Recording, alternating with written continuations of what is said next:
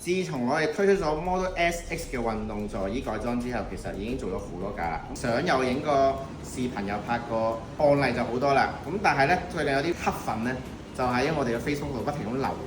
我覺得有需要同大家解釋多啲關於 Model S X 改運動座椅嘅一啲問題同埋細節。呢條片就同大家解釋一下 Model S X 改運動座椅究竟係咩一回事？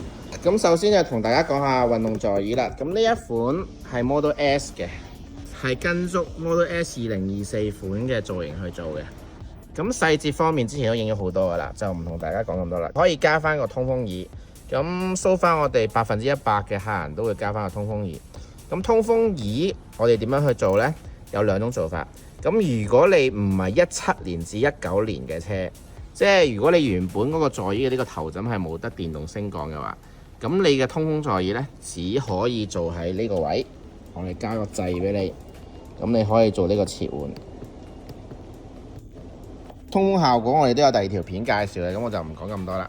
咁如果你係17至19年呢，你可以喺翻原廠個 UI 可以去喺呢度做翻個調校嘅。咁呢架車係14至16嘅，咁我就唔講啦。咁本身呢度就有個加熱掣啦。咁如果你要開翻原廠嘅 UI 呢，咁可以加翻個冷卻喺度，咁就可以做通風燈嘅。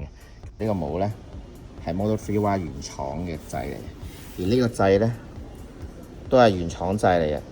咁點解會有個窿呢？咁係因為 3Y 嘅安全帶嘅結構同 Model S 係唔同嘅，佢個安全帶係由呢度出嘅。咁而 Model S 呢個安全帶其實好大嚿喺個 B 柱嗰度，你係移唔到過嚟呢度嘅。如果你移到，你話我知，我同你買個方案。咁但係話俾你聽做唔到嘅。咁如果你錢夠多，我哋可以幫你封翻呢個窿，等到佢一體化啲。咁但係其實你問我呢個窿係咪好影響呢？我陣間再俾大家睇下一架 Model 3Y 個窿其實係點樣嘅。帶大家睇下個 Model 3Y 嘅凳究竟係點樣啦。咁 Model 3Y 咧亦對樣有呢個咁嘅窿，只不過佢安全帶係由呢度出嚟。咁但係其實你就咁睇咧，平時咁樣睇咧，其實都係有個窿嘅。咁呢個窿就係俾佢出嚟。其實你話個窿有冇安全帶出嚟咧，係咪咁緊要咧？對我嚟講，我又覺得還好啦。因為其實你見到呢度其實好幼嘅，其實你大部分嘅地方個窿都冇填滿嘅。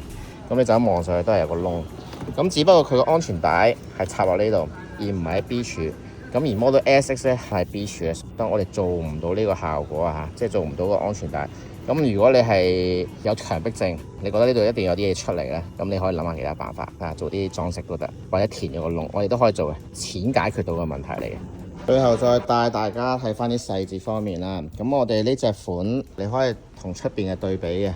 我哋呢個呢係有兩條線跟翻原車嘅，咁如果你中間見到一條線唔係兩條線嗰啲呢，就唔係我哋出品噶啦。咁我標再俾大家睇啦，我哋係3段式嘅啞式、拎式同埋冇咁拎嘅式。Tesla 原廠個標都係做翻呢個3式設計嘅，打孔窿都係啊，一直由成幅過咁樣去到呢度嘅。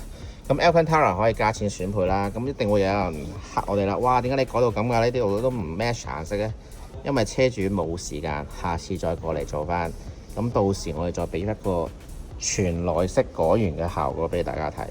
咁點解會咁貴啊？明明3Y 嗰啲車個座椅都唔使咁貴，因為我哋真係成個座椅換俾你。大家去睇一睇後邊，呢啲全部我哋換出嚟嘅座椅嚟嘅。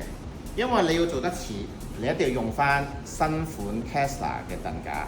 我哋真係逐張收翻嚟，全部都係用翻 Model 3Y 嘅凳架去做嘅。咁千祈唔好話我哋開模啦，我哋真係全部都係用 Tesla 原廠片去幫你做。咁啊，除咗張凳啦，個凳嘅台面同埋皮套就係我哋自己做嘅。今日講到呢度啦，咁如果大家有查詢可以隨時 PM 我哋。咁我係 EV Office 嘅 Raymond，我哋下條片見。